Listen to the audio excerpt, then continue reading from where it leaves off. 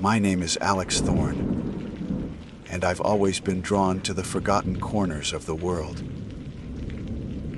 It's not so much an adrenaline thing, not like those urban explorers who dangle off crumbling skyscrapers.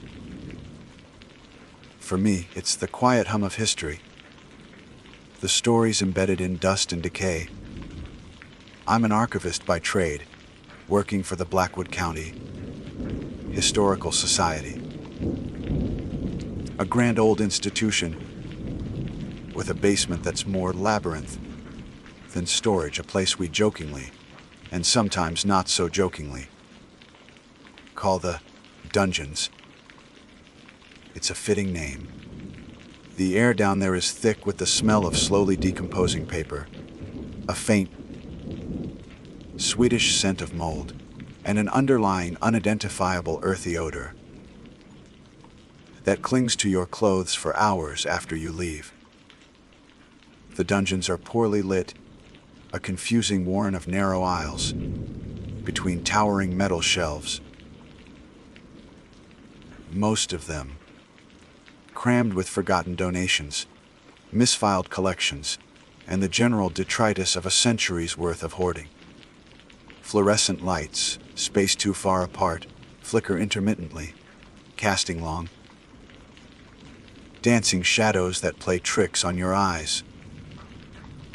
Silence is the norm, but it's an oppressive, heavy silence, often punctuated by the groan of settling foundations, the distant drip of water, or what sometimes sounds like faint, papery rustling when you're absolutely certain you're alone. It's easy to get turned around. The rows all look the same, and more than one intern has gotten spooked down there.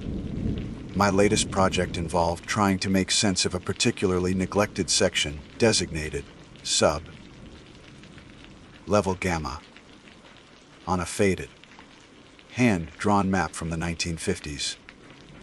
The official inventory listed most of its contents as miscellaneous donations, unsorted, 1920-1940. It was a dumping ground, basically. My supervisor, old Mr. Abernathy, just wanted a preliminary assessment. Anything obviously valuable, anything obviously hazardous. He had a particular interest in local folklore and had a hunch that some unique items related to lesser-known county legends might have ended up there. That was enough for me. The idea of unearthing some lost piece of local history was exactly the kind of treasure hunt I lived for. It was late on a Thursday, well past closing. The main building was locked up, and I was alone with the hum of the ancient HVAC system. Level Gamma was even colder than the rest of the dungeons, the air still and heavy. I was working my way down a narrow aisle, the beam of my flashlight cutting through the gloom.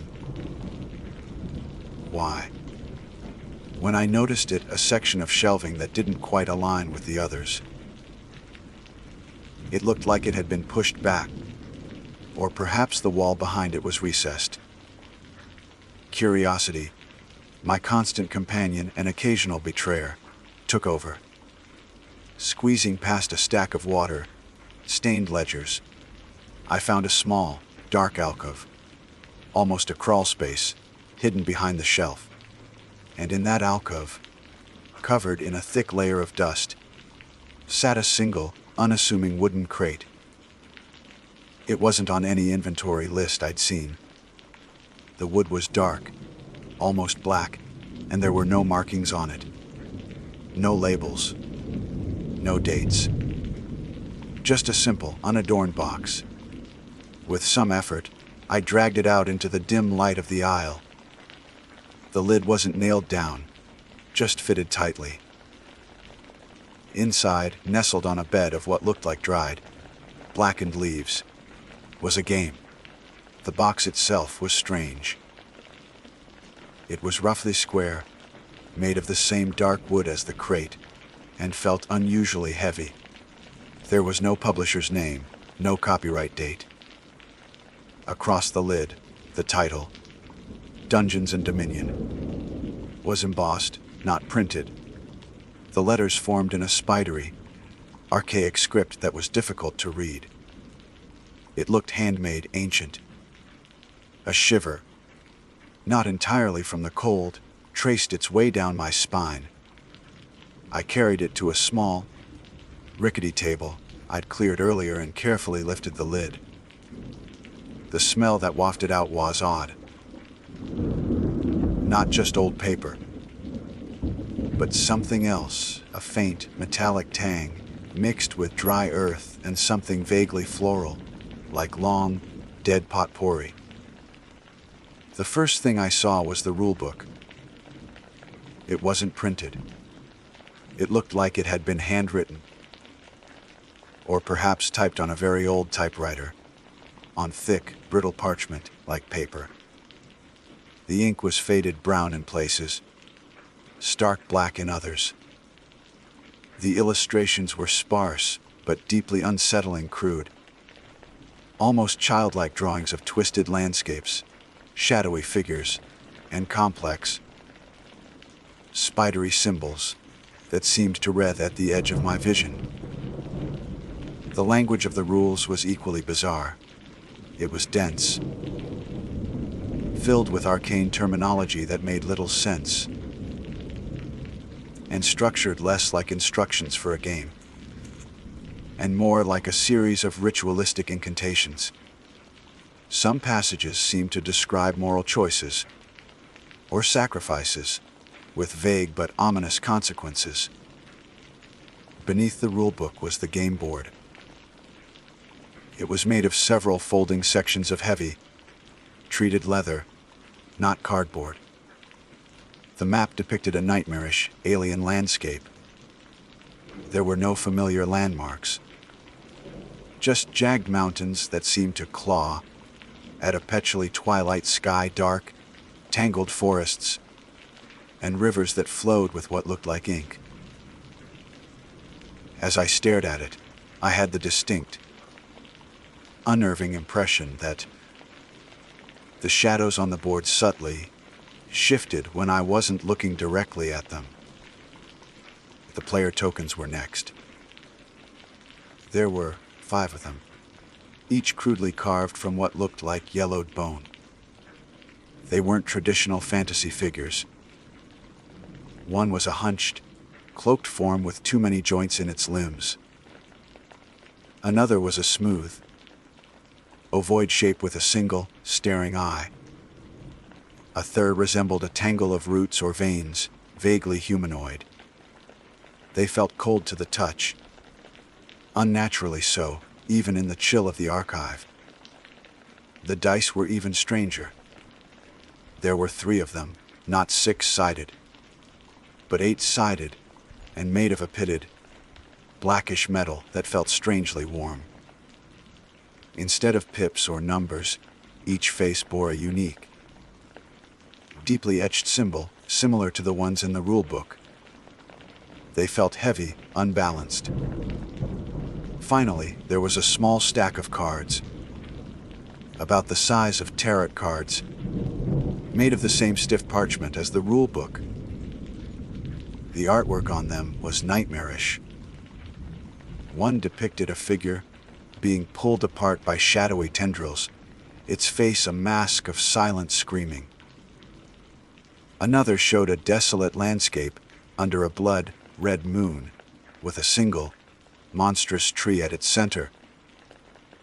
Its branches hung with indistinct shapes.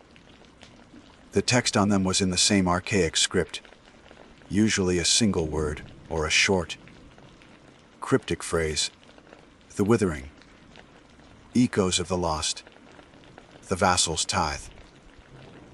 I should have left it. I should have closed the box, shoved it back into its forgotten hole, and walked away. But I didn't. The archivist in me, the historian, was captivated. This was unique, unlike anything I'd ever seen. I told myself it was a historical artifact. A piece of folk art, perhaps. I decided to get back to my small office upstairs for a closer look, to at least try and decipher the rules. Back at my desk, under the harsh fluorescent light, the game seemed slightly less ominous, though no less strange.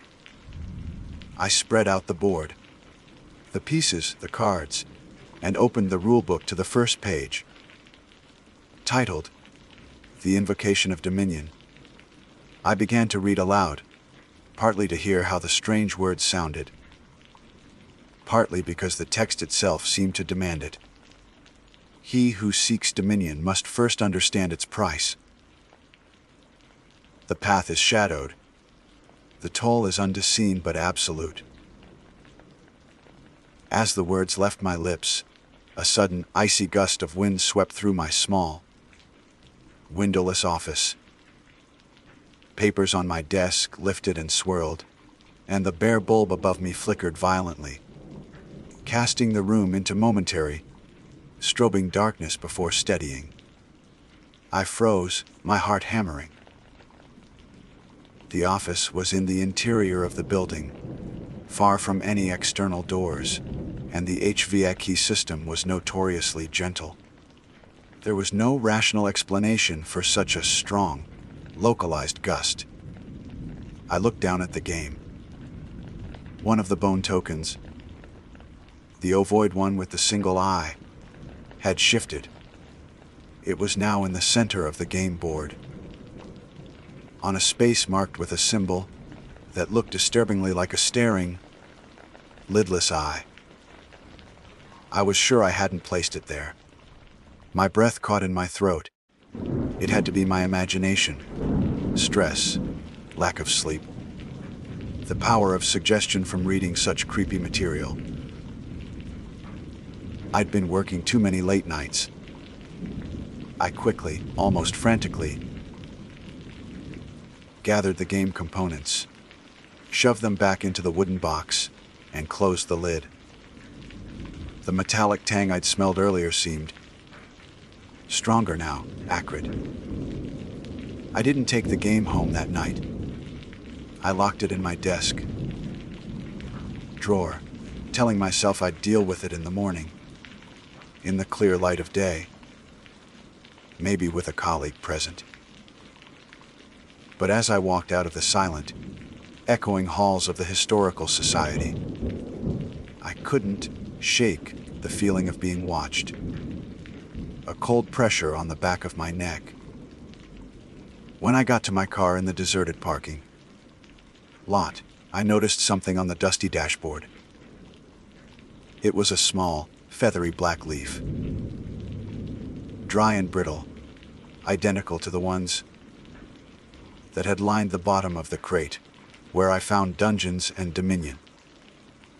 I'd meticulously my car just last weekend. There was no way it should have been there. Sleep was a battlefield that night, and I was losing. Every time I dreaded off images from the game clawed their way into my mind, the leering, multi-jointed figures, the desolate landscapes under that blood-red moon, and those unsettling, staring symbols. The black leaf I'd found on my dashboard sat on my nightstand, a tiny, alien intruder in the mundane landscape of my bedroom. I'd picked it up, examined it under my lamp. It was impossibly dry, crumbling at the slightest pressure. Yet it hadn't been there before. I knew it. That certainty was a cold knot in my stomach. I kept waking up with a jolt, convinced someone was in the room. The faint, earthy smell from the dungeons, clinging to my senses, or so I imagined. The next morning, I felt like I'd aged a year. The thought of going back to the Historical Society, to my office, to that desk, filled me with a profound reluctance. It was more than just tiredness. It was a creeping dread, a primal instinct screaming at me to stay away. But bills needed paying, and Mr. Abernathy was expecting my preliminary report on sub-level gamma. I tried to rationalize. The wind in my office? A freak draft. An old building settling. The token moving. I'd bumped the table. The leaf. It must have blown in through a window at some point. Got stuck to my clothes, anything. My mind, desperate for normalcy, offered up flimsy explanations that my gut rejected. The walk from the parking lot to the entrance. A society felt longer than usual. The old building loomed. Its stone facade somehow more imposing, its windows like dark, vacant eyes. Inside, the familiar scent of old paper and dust seemed heavier, almost cloying. My office, when I finally reached it, felt wrong. It was colder than usual, a damp chill. That had nothing to do with the ancient air conditioning. And that smell, the metallic, earthy, faintly floral odor from the game box. It was definitely here, stronger than before, as if the box itself was breathing it into the room. With trembling hands, I unlocked my desk drawer. The dark wooden box sat there, inert, silent. Or was it? For a fleeting second, I thought I saw one of the spidery symbols on its lid pulse with a faint,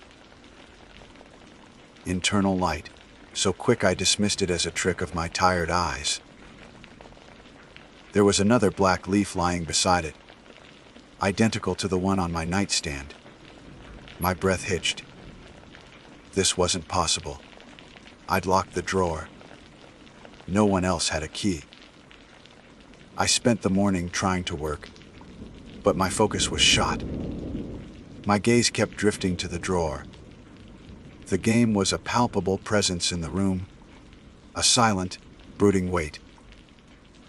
I tried to research its symbols online, typing descriptions into search engines, hoping for some obscure folklore database or a forgotten mythology. Nothing. The symbols were alien, unknown. I even ventured down into the dungeons, to the Society's own folklore archives, a place I usually loved. But today, the dusty tomes and faded manuscripts seemed to whisper warnings. The shadows in the narrow aisles seemed deeper, the silence more oppressive. I found a few references to local legends involving cursed artifacts and entities bound to objects, but they were vague. Sensationalized accounts from old newspapers, nothing that matched the specificity or the sheer wrongness of dungeons and dominion. Throughout the day, the small, inexplicable things started. The lights in my office would flicker whenever I thought too intently about the game. I'd hear faint rustling sounds, like dry leaves skittering across a floor, even when the air was perfectly still. Once, I was certain I heard the clatter of dice rolling on a hard surface, a sound that seemed to come from within the locked drawer. I'd catch fleeting movements. In the corner of my eye, dark shapes that vanished when I turned to look. My paranoia grew with each incident. I started to jump at every unexpected noise. My colleague, Sarah from Acquisitions, stopped by my office to ask about a new collection. She gave me a concerned look. "Alex, are you okay? You look like you've seen a ghost." I forced a weak smile. "Just a long night. This sub-level gamma project is a bit much." I couldn't tell her. How could I explain that I thought a board game was haunting me? I'd sound insane. Her visit, though, highlighted my growing isolation. I was alone with this, and the fear was a cold companion. Despite the mounting dread, a perverse curiosity, a morbid compulsion, kept pulling me back to the game. It was like scratching an itch that only made it worse. I needed to understand it. What was its purpose? Its origin? Who made it? And why was it hidden so carefully in the dungeons? That evening, after everyone else had left, I pulled the game from the drawer again. The office was silent, save for the hum of the building. I spread the leather map on my desk. The alien landscape seemed even more menacing in the dim light, the shadows deeper, the rivers of ink more sinister. I picked up the rulebook, its parchment pages brittle and cold. I hesitated, remembering the icy gust of wind from the previous night. But the pull was too strong. I turned to a section titled, "The Nature of the Dominion." It spoke of entities beyond the veil, of whispers that shape reality, and the price of passage. The language was archaic, hypnotic. As I read, the temperature in the office plummeted. I could see my breath misting in the air. A low hum started to emanate from the game box itself, a deep, resonant thrum that I could feel in my teeth. The symbols on the 8-sided dice seemed to glow with a faint, sickly green light. Suddenly, one of the bone tokens, the hunched, cloaked figure, vibrated on the leather map. It slid a few inches, unassisted, stopping on a square depicting a dark, tangled forest. My heart leaped into my throat. I hadn't touched it. I knew I hadn't. This wasn't my imagination. This was real. Panic, cold and sharp, pierced through the morbid fascination. I scrambled back from the desk, knocking my chair over. The game lay there, the token still on its new square, the dice faintly glowing. The humming intensified for a moment, then subsided. The cold remained. I had to get rid of it. This thing was dangerous. It wasn't just an old game. It was something active, something malevolent. My mind raced. I couldn't just leave it here. What if someone else found it? What if it did something to the archives, to the building? The thought of Mr. Abernathy, with his gentle curiosity, stumbling upon this. I couldn't bear it. I hastily packed the game back into its wooden box. The metallic tang was overpowering now, making my eyes water. I grabbed the box, my car keys, and practically ran from my office, not bothering to lock up properly. The echoing silence of the historical society seemed to press in on me, filled with unseen watchers. My plan was simple: the Blackwood River. It was deep, fast-flowing, and nobody would ever find it there.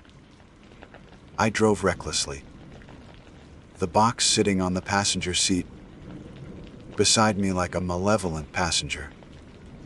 I could feel its coldness, its presence. I imagined I could hear faint whispers coming from it, too low to understand, but undeniably there. I reached the old, disused bridge on the outskirts of town. It was late, the area deserted. The river churned below, a dark, swirling mass in the moonlight. This was it.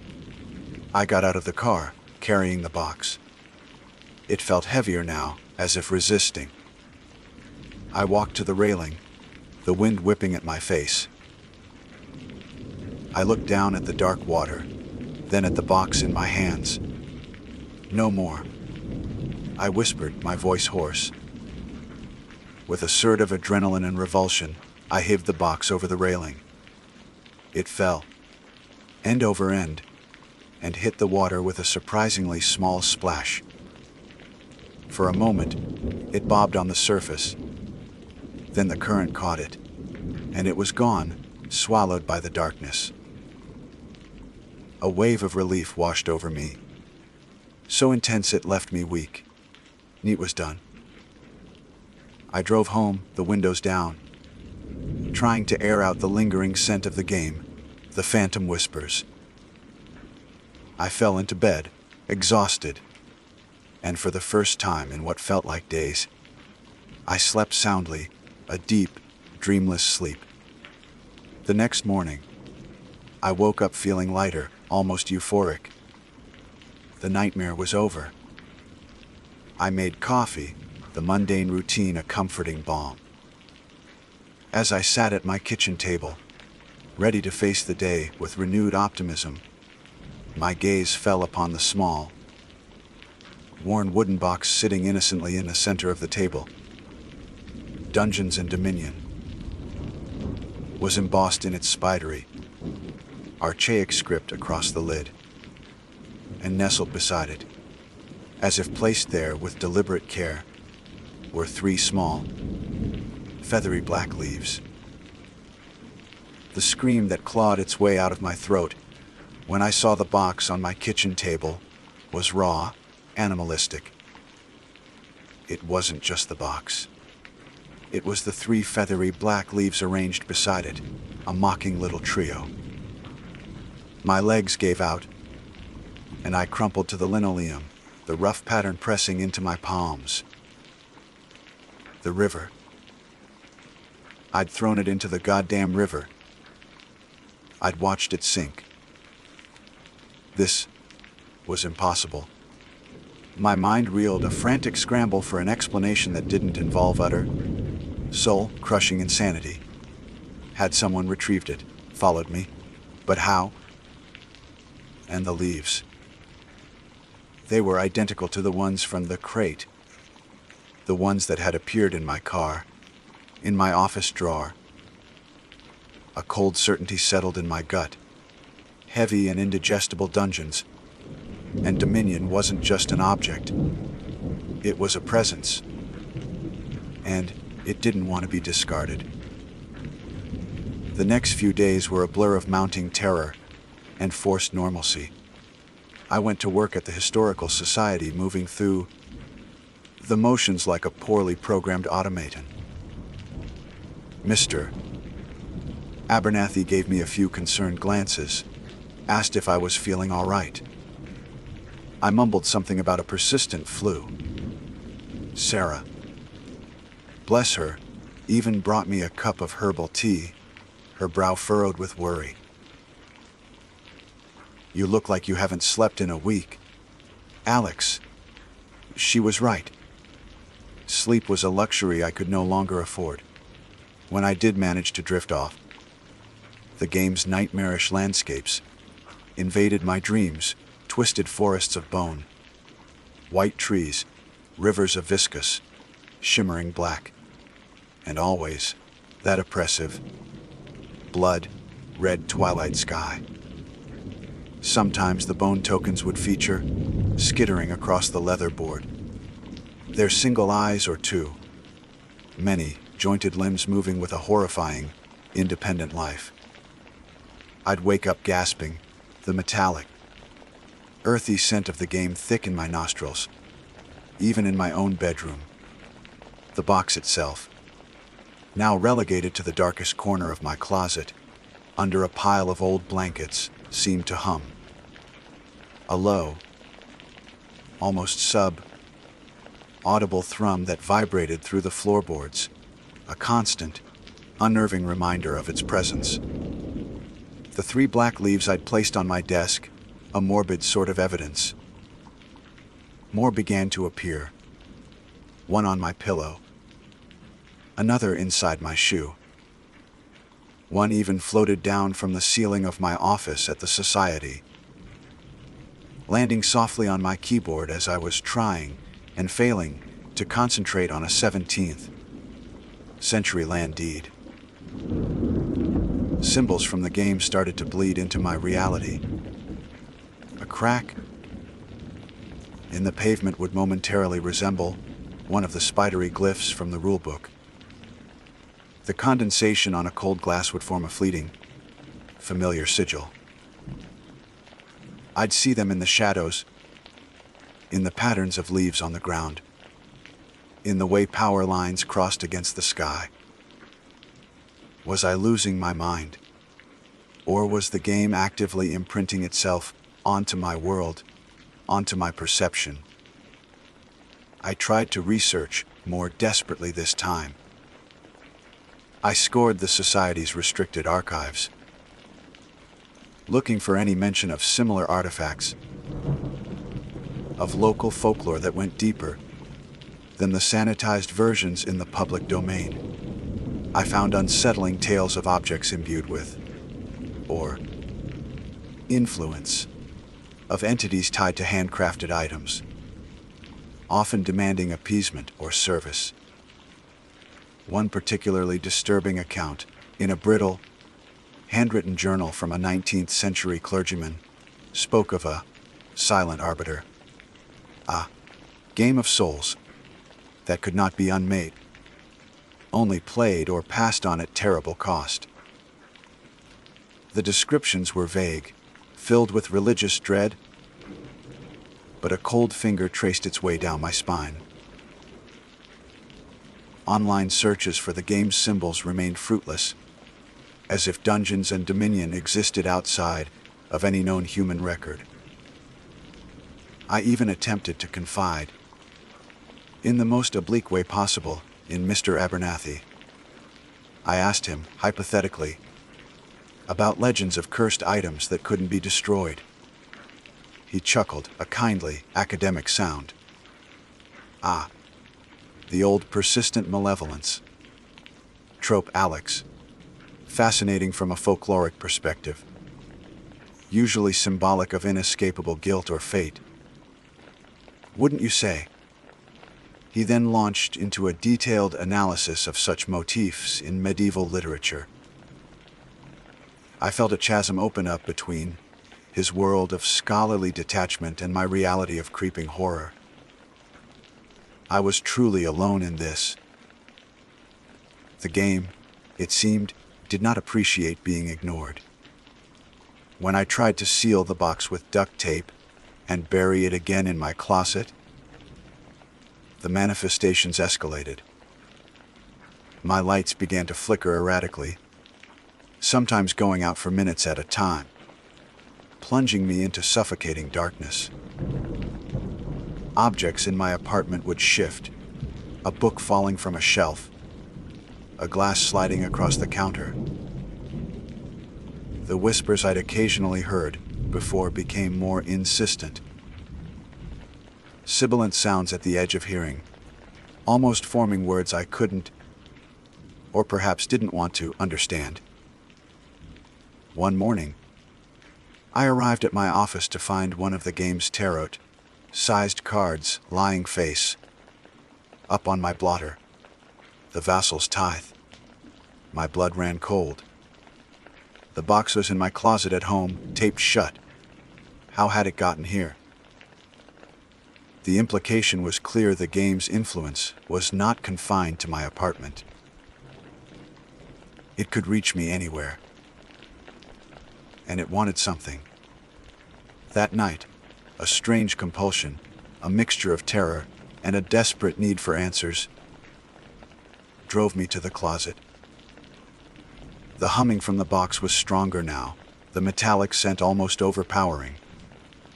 With trembling hands, I pulled it out and placed it on my kitchen table. The tape was still in place, but it looked stretched, as if something had been pushing from within. I carefully cut the tape and lifted the lid. The rulebook lay open, not to the first page, but to the section describing the vassal's teeth. The archaic script seemed to read, "A dominion demands its due." I read aloud, my voice a dry croak. "That which is valued must be offered. or that which is loved shall be taken. As the last word left my lips, a sharp crack echoed through the apartment. I whirled around. A small, framed photograph of my parents, one I kept on my bookshelf, had fallen to the floor. The glass was shattered, a spiderweb of cracks obscuring their smiling faces. My breath hitched. A tithe. Then the dice. The 3/8-sided pieces of black metal, resting beside the board, began to vibrate. Slowly, impossibly, they rolled. Not in a random scatter, but with a deliberate, almost guided motion, settling one by one to display 3 distinct, staring symbols. The game was playing itself. Or perhaps it was playing me. The next day at the Historical Society, I saw Sarah staring at her own desk with a puzzled expression. Lying beside her coffee mug was a single, feathery black leaf. "That's odd," she murmured, picking it up. "Where did this come from?" My heart plummeted. The game wasn't just affecting my inanimate objects anymore. It was touching the people around me. That was the breaking point. I couldn't let this thing hurt anyone else. That night, I drove out to the old Blackwood quarry, miles from town. A place of stark, desolate beauty and, more importantly, deep water, filled pits and old, rusted incinerators. I had a gallon of gasoline in my trunk. I was going to burn Dungeons and Dominion.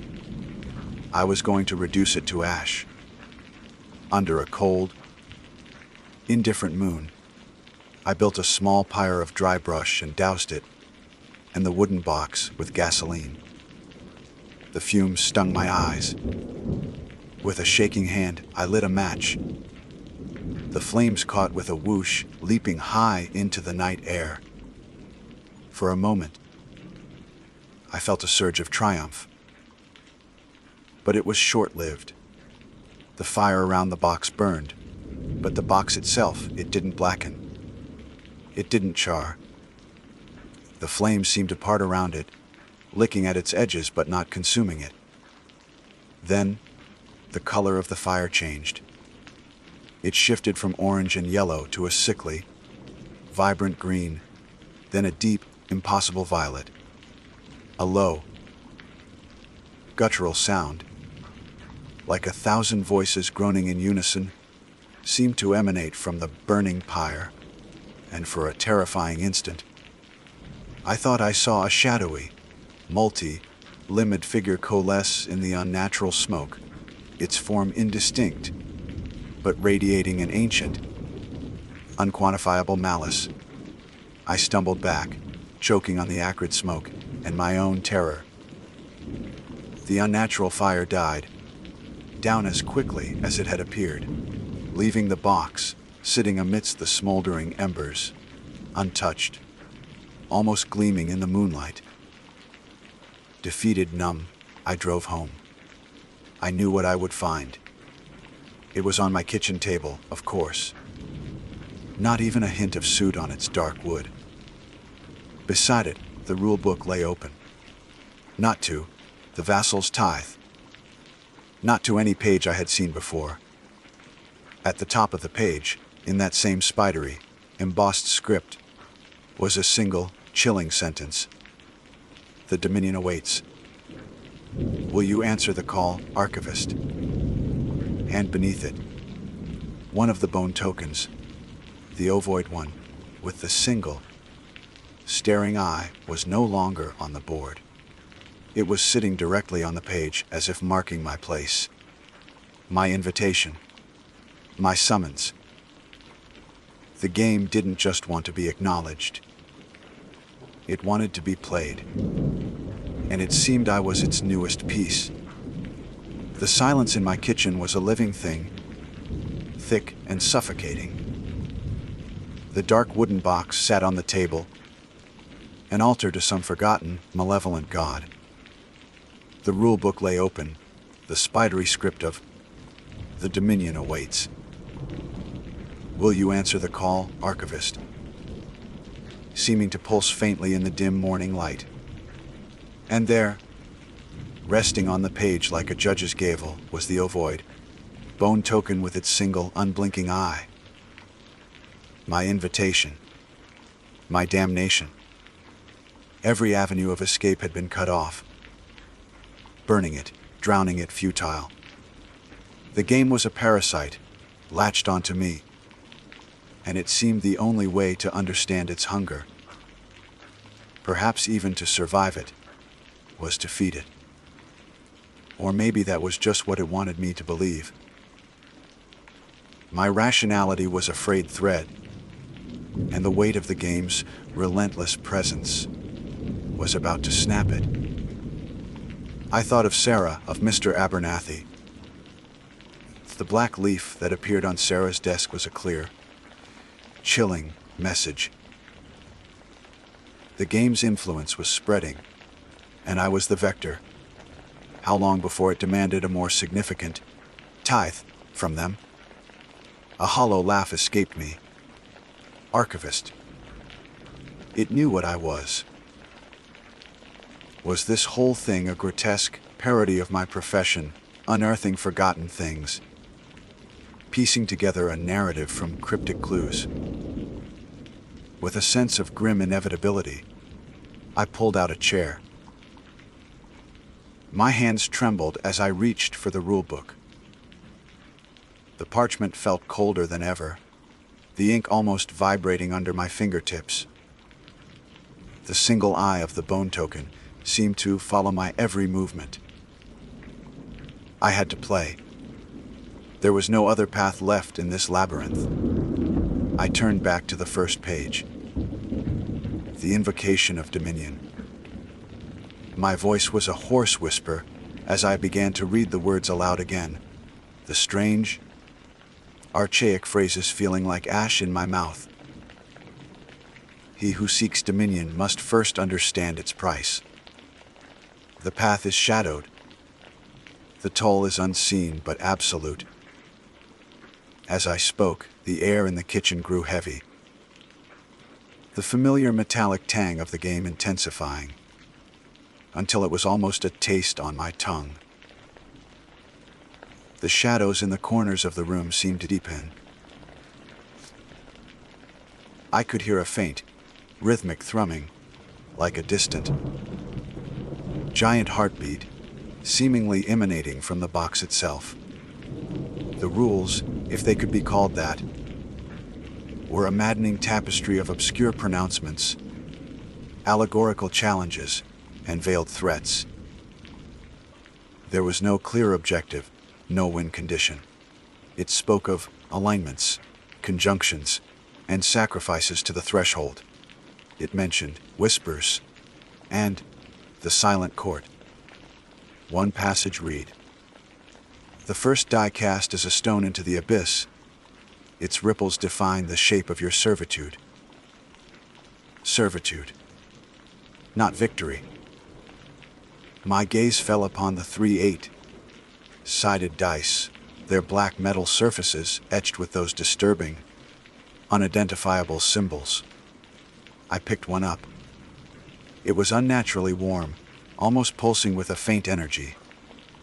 Taking a ragged breath, I cast it onto the leather game board. It didn't so much roll as settle. It skittered for a moment, then came to rest with one specific symbol, facing upwards.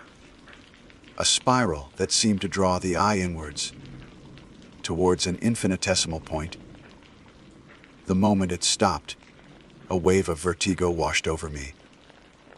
The kitchen around me flickered, like an old film reel about to snap. For a horrifying instant, the walls of my apartment seemed to dissolve, replaced by the swirling, inky blackness of the game board's rivers, the jagged peaks of its nightmare mountains, piercing a blood-red sky. Then, just as quickly, my kitchen returned, but it felt thinner, less real. I looked at the rulebook, my hands shaking.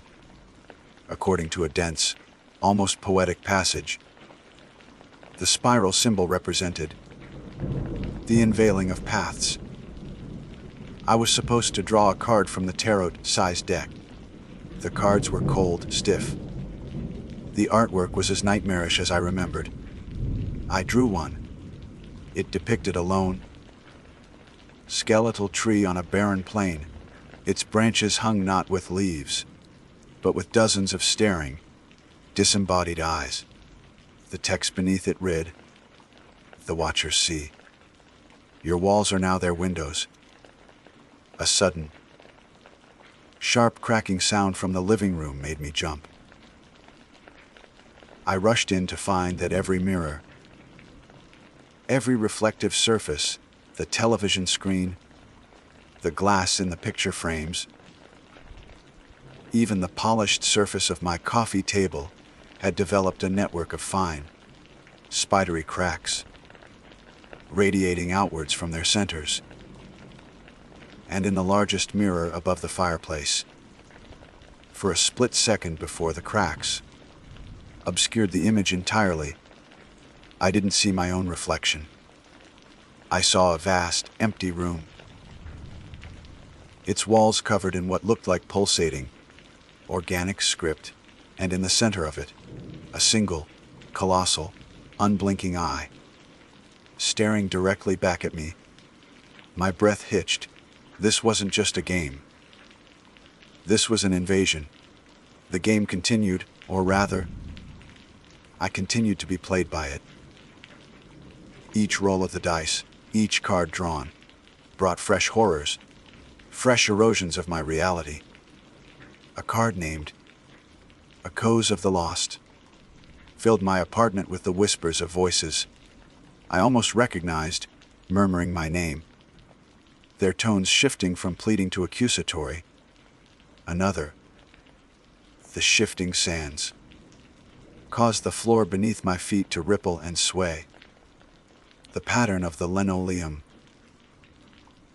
momentarily resolving into the screaming faces I'd seen on one of the game's illustrations. The bone tokens moved across the board, sometimes guided by my reluctant hand, as per the cryptic instructions, sometimes seemingly of their own accord. The hunched, cloaked figure advanced towards a space, marked with a symbol like a grasping hand.